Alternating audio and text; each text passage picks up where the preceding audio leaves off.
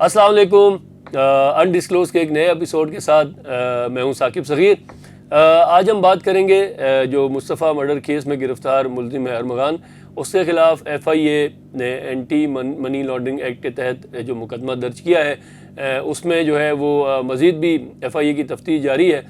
ये बात तो अब बिल्कुल साबित हो गई है कि मुल्ज़िम अरमगान जो है वो कॉल सेंटर चला रहा था, क्योंकि जो FIA anti money laundering circle ने FIR की है उस FIR के अंदर भी इस बात का जिक्र है कि 2018 से जो मुल्ज़िम अरमगान है वो एक कॉल सेंटर चला रहा था, और इससे पहले वो जो मशहूर कॉल सेंटर्स हैं या जो सॉफ्टवेयर हाउसेज हैं जिसमें एग्जैक्ट और DGX और IBEX में भी वो काम कर चुका है, ये FIR के अंदर ये चीज़ें लिखी हुई है। FIR में बहुत सारी चीज़ें आई जिसमें ये बताया गया कि 3 से 4 लाख डॉलर माहाना और समझें आपके 48 लाख डॉलर सालाना जो है अरमगान इस कॉल सेंटर से कमा रहा था। और अब जो उसमें मज़ीद जो चीज़ें आई हैं कि वो जो पैसे इसमें कमाता था वो बैंक अकाउंट में रखने के बजाय डिजिटल करेंसी में रखता था और वो बिटकॉइन में ये पैसे रखता था, और जब उसको ज़रूरत होती थी तो वो पैसे वो वहाँ से मर्चेंट अकाउंट्स में भेजता था और फिर वहाँ से वो पैसे उसके पास आते थे।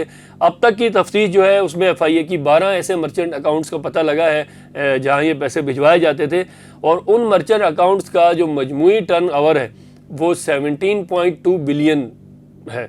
मतलब आप जिन मर्चेंट अकाउंट्स में ये पैसे भिजवाए जाते थे उनका जो मजमूई टर्न ओवर है वो 17.2 बिलियन है। लेकिन ये इसमें सारे पैसे अरमगान के नहीं थे। ज़ाहिर है जब आप किसी से मर्चेंट अकाउंट जो भी इसका होता है तो वहाँ पे वो पैसे भिजवाए जाते हैं, फिर वो जो भी आपकी डील होती है 60-40 की या 70-30 की, उसके मुताबिक आधे उतने पैसे वो रख लेता है 30% या 40%, और फिर वो बाकी पैसे आपको मिल जाते हैं। इसमें जो है अहम बात यह है कि जो FIA ज़राए ने हमें बताया कि जब ये इन मर्चेंट अकाउंट्स जो 12 मर्चेंट अकाउंट्स हैं, जब अरमगान की गिरफ़्तारी हुई और जब उनको पता चला कि अरमगान अब गिरफ़्तार हो गया तो उसके बाद से वो सारे पैसे वहाँ से निकलवा ली गई और अब सिर्फ इन मर्चेंट अकाउंट्स में 13 लाख रुपए की रकम मौजूद है। और इस हवाले से जो सबसे अहम बात इसमें बताई गई कि मुल्ज़िम ने 15 करोड़ 40 लाख रुपए की गाड़ियाँ जो हैं वो ख़रीदी हैं।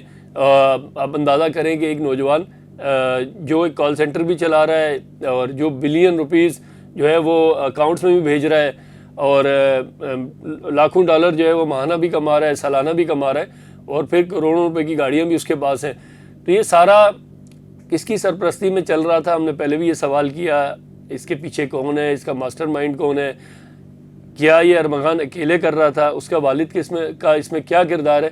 इन सारे सवालात के जवाब अभी आना बाकी हैं। इसमें जो भी अपडेट होगी इंशाल्लाह हम आपको इससे आगाह करेंगे। देखते रहिए अनडिस्क्लोज। इंशाल्लाह एक नए एपिसोड के साथ जल्द हाजिर खिदमत।